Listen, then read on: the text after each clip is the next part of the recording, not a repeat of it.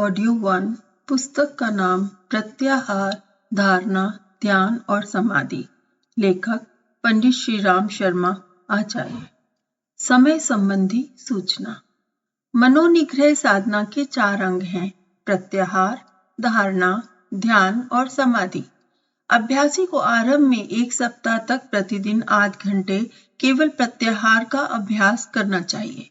इसके बाद 1 सप्ताह तक 15 मिनट प्रत्याहार और 15 मिनट धारणा का अभ्यास करना चाहिए। तीसरे सप्ताह 8-8 मिनट प्रत्याहार और धारणा तथा 14 मिनट ध्यान। चौथे सप्ताह 5-5 मिनट प्रत्याहार, धारणा, ध्यान और 15 मिनट समाधि। साधना में घड़ी की सहायता लेना कठिन है, इसलिए एक मोटा हिसाब यह रखना चाहिए कि आधे समय में पुरानी साधनाएं और आधे समय में नई साधना। थोड़ा बहुत ज्यादा कम हो तो कुछ हर्ज नहीं। दूसरे माह 4 साधनाओं के लिए बराबर समय लगाना चाहिए। आधे घंटे से बढ़ाकर साधना का समय अधिक किया जाए तो चारों साधनाओं पर उसे बराबर बढ़ा देना चाहिए। तीसरे माह तीनों साधनाओं के लिए आधा और समाधि के लिए आधा, इस प्रकार का समय विभाजन करना चाहिए। इसके पीछे प्राथमिक 3 साधनों का समय घटाते और समाधि का बढ़ाते जाना चाहिए। साधारण गृहस्थियों को एक बार में 1 घंटे से अधिक ध्यान नहीं करना चाहिए। बीच बीच में फुर्सत के वक्त थोड़ा समय निकालकर इनमें से कोई अभ्यास किया जा सकता है। जिनका सारा समय योग साधन के लिए है और उचित संयम नियम से रहते हैं, वे सुविधा अनुसार अधिक समय अभ्यास कर सकते हैं। पंडित श्री राम शर्मा आचार्य। प्रत्याहार, धारणा, ध्यान और समाधि। राजयोग, मनोनिग्रह। राजयोग के 8 अंगों में से पहले 4 यम, नियम, आसन, प्राणायाम का वर्णन पिछली पुस्तकों में स्वतंत्र रूप से किया जा चुका है। अब प्रत्याहार, धारणा, ध्यान और समाधि की शिक्षा इस पुस्तक में दी जा रही है। यम, नियम और आसन प्राणायाम की विधि व्यवस्था शारीरिक व मानसिक स्वस्थता के लिए है। योग शास्त्र का सुदृढ़ मंतव्य है कि किसी महान कार्य का संपादन करने से पूर्व शरीर और मन का निरोग एवं स्वस्थ होना आवश्यक है। पहले बाहरी स्थूल सफलता प्राप्त करनी चाहिए, फिर भीतरी आत्मिक उन्नति की साधना करनी चाहिए। जो लोग शरीर को बीमार, व्यसनी, जर्जर, आलसी बनाए हुए हैं, मन को कुसंस्कारी, कुविचारी, उज्जड़, निष्ठुर एवं उज्जड बनाए हुए हैं, उनके लिए किन्हीं महत्वपूर्ण कार्यों में सफलता प्राप्त करना कठिन है। खास तौर से योग साधना जैसे महान कार्य तो और भी दुस्तर हैं। इसलिए योग की आधी साधना यम, नियम, आसन, प्राणायाम द्वारा शारीरिक, मानसिक स्वस्थता में निहित है। बाहरी साधना के पश्चात भीतरी साधना का नंबर आता है। जो लोग बाह्य व्यवहारिक जीवन में सुधार करना छोड़ देते हैं और एकदम योगी होने की सोचते हैं, वे एक निरर्थक प्रयास करते हैं। उन्हें सिद्धि प्राप्त होना दुस्तर है। आंखें मूंद कर ध्यान लगाने तो बैठते हैं, परंतु व्यवहारिक जीवन को घृणित बनाए हुए हैं। वे ऐसा कार्य करते हैं जैसे नीचे की 4 सीढ़ियों को छोड़कर कोई एकदम उछलकर 5वीं सीढ़ी पर चढ़ना चाहे, अथवा आरंभिक बाल कक्षाओं की पढ़ाई की उपेक्षा कर कोई बालक एकदम मिडिल की किताबें पढ़ने लगे। ऐसे प्रयास उपहासास्पद ही कहे जाएंगे।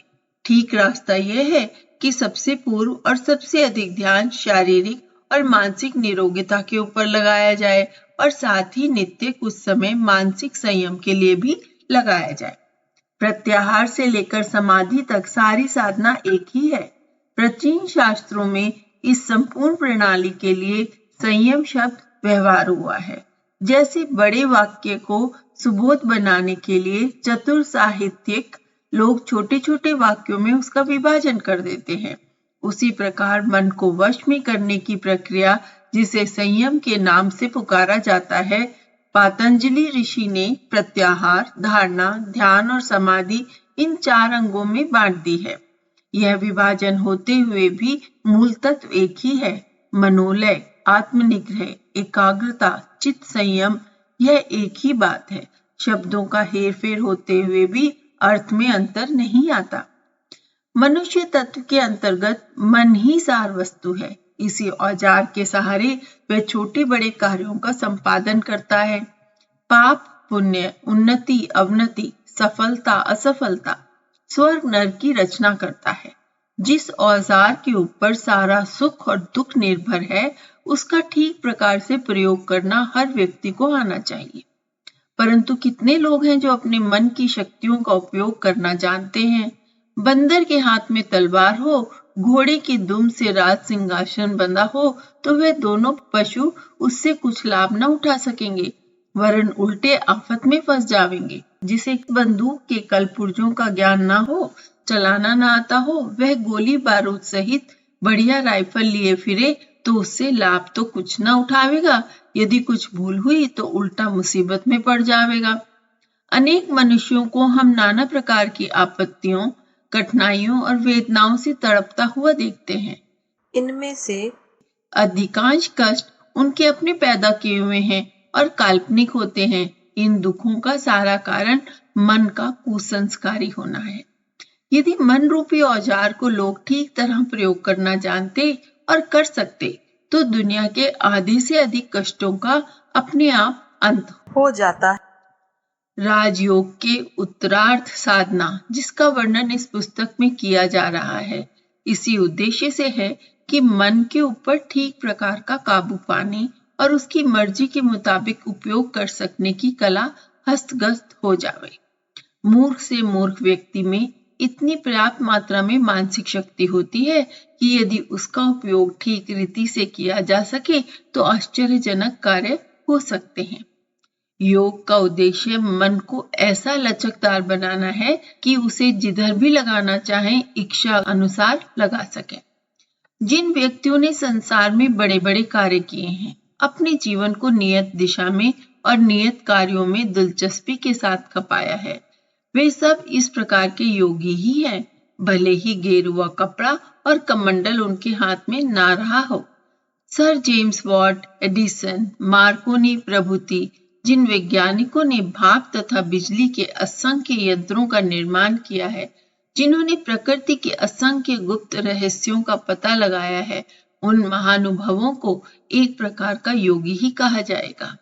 एक ही प्रयोगशाला में एक ही विषय का एक सी दिलचस्पी के साथ जिनका चित्र एकाग्रता पूर्व वर्षों लगा रहा, बार बार सफलता और निराशा आने पर भी जिनमें उदासीनता न आने पाई, वरन सब बुरी भली परिस्थितियों में एक सी गति से विचारधारा को जुटाए रहे, यह कार्य योगियों का ही है। कोई अपनी मानसिक योग्यता को ईश्वर प्राप्ति में लगाता है और कोई भौतिक तथ्यों की प्राप्ति में। प्रयोग के मार्गदर्शक पृथक हैं, पर वस्तु एक ही है। देखते हैं कि लोगों का मन घड़ी भर एक जगह नहीं ठहरता। अभी यह सोचते हैं तो अभी वह सोचने लग जाते हैं, अभी यह चाहते हैं तो अभी वह चाहने लगे, आज इसमें दिलचस्पी है तो कल उसमें लग गए। इस प्रकार का डामाडोल अवस्था, अधूरी दिलचस्पी, आधे मन से सोचना, आधी लगन से जुटना असफलता का प्रधान कारण है। यदि नियत लक्ष्य की सारी शक्तियों को जुटा दिया जाए तो निसंदेह मनुष्य बड़ी से बड़ी इच्छा को पूर्ण कर सकता है। मन की एकाग्रता का महत्व पाठक जानते हैं। अनेक लेखों और अभिवचनों में इसकी महत्ता पढ़ और सुन चुके हैं। चाहते भी हैं कि सारी दिलचस्पी एक कार्य पर जुटकर उसमें सफलता प्राप्त करे, पर अपनी इस इच्छा को पूरी नहीं कर पाते।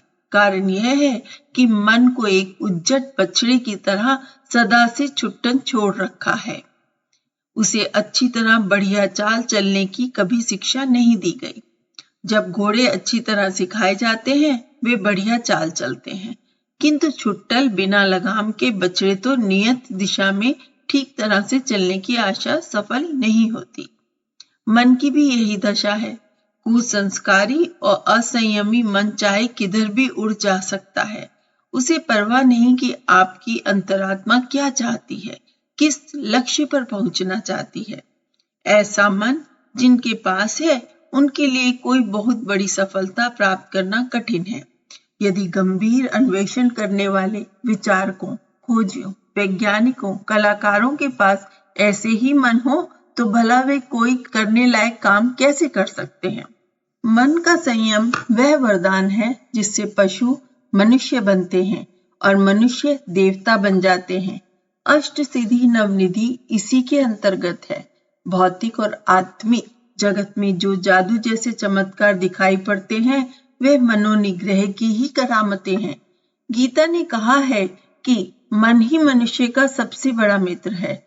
सचमुच निग्रहित हुआ मन पारस है, अमृत है, कल्प वृक्ष है, सब कुछ है। जिसे वह प्राप्त उसे सब कुछ प्राप्त है। संयमी मन में तो अद्भुत शक्तियां हैं, उनका ठीक प्रकार प्रयोग करके सब कुछ प्राप्त किया जा सकता है।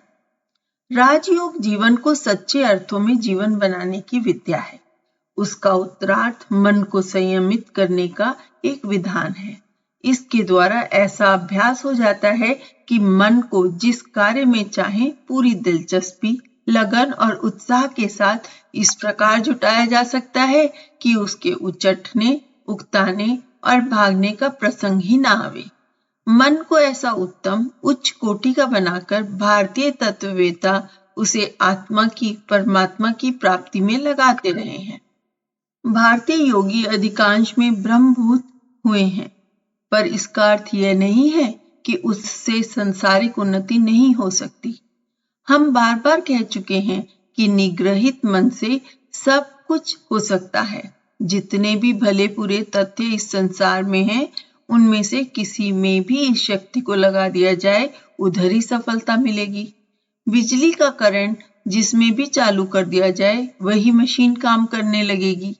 पूर्व काल में जहां ब्रह्म परायण योगी हुए हैं, वहां काल नेमी, रावण, अहिरावण, मारीच, मेघनाथ सरीके खलयोगी भी हुए हैं। इस भेद को समझ लेना आवश्यक है कि योग और ईश्वर प्राप्ति दो पृथक विषय हैं। योग एक विज्ञान है, साधन है, विद्या है, कला है, जिसके द्वारा मानसिक शक्तियों को काबू में करके उसका प्रयोग करना आता है। इस विद्या द्वारा ईश्वर प्राप्ति की जाए या भौतिक कार्य किए जाएं, यह रुचि का विषय है। योग के अंतर्गत जो साधनाएं इस पुस्तक में बताई जाएंगी, उसमें अध्यात्म तथा ईश्वर पर झुकाव अधिक होगा, क्योंकि हम इस महाविज्ञान द्वारा मनुष्य के सात्विक तत्वों को बढ़ाना चाहते हैं। परंतु ऐसा न समझना चाहिए कि यह एक मार्ग है। भौतिक विज्ञानी एटकिंसन, टी बिवेंस, ओ हश्नुहारा, मैडम ब्लेटवस्की प्रभृति पाश्चात्य योगी दूसरे ही साधन उपस्थित करते हैं। खल योगियों की तांत्रिक साधनाएं अलग ही हैं। यहाँ तक कि हर एक योग परायण शिक्षक अपने अनुयायियों को अपने स्वतंत्र ढंग से शिक्षा देता और अभ्यास बताता है। यह सभी मार्ग मन को एकाग्र और आज्ञा पालक बनाने के हैं। इसलिए विभिन्नता में भी एकता है। हम आस्तिक हैं और सत तत्व की उन्नति में श्रद्धा रखते हैं। इसलिए आध्यात्मिक पहलू को छूती हुई साधनाएं इस पुस्तक में बताई जाएंगी। फिर भी पाठकों को यह भेद स्पष्ट रूप से समझ लेना चाहिए कि योग एक विज्ञान है, एक साधना है और ईश्वर प्राप्ति तथा भौतिक सुख एक उद्देश्य है। साधन और उद्देश्य कभी कभी एक से दिखाई पड़ते हैं, तो भी वास्तव में वे एक दूसरे से स्वतंत्र हैं। योगी हर व्यक्ति हो सकता है, चाहे वह गेरुए कपड़े पहनता हो या कोट पतलून।